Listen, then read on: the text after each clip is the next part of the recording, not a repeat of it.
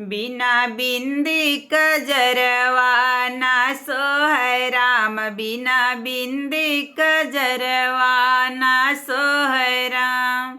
नैहर में सब लोग भरे हैं, नैहर में सब लोग भरे हैं।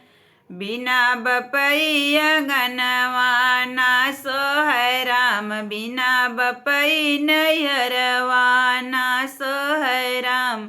बिना बिंदी कजरवा ना सोहै राम, बिना बिंदी कजरवा ना सोहै राम।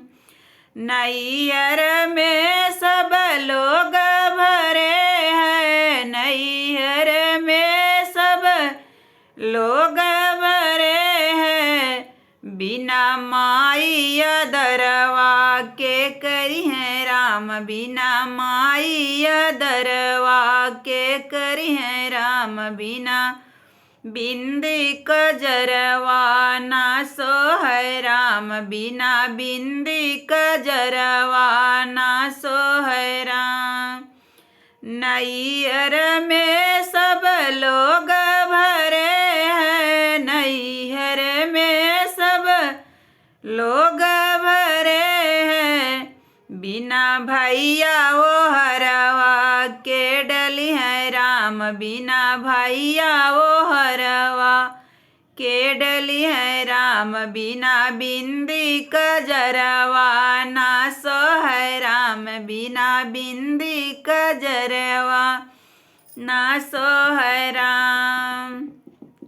ससुरे में सब लोग भरे हैं, ससुरे में सब लोग भरे हैं।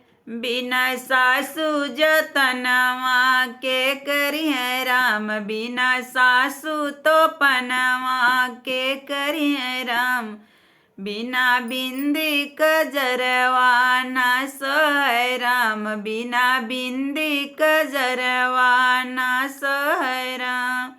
ससुर में सब लोग भरे हैं, ससुर में सब लोग भरे हैं। ससुर में सब लोग भरे हैं। बिना सैया दुलरवा के करी है राम, बिना भाई सैया दुलरवा के करी है राम।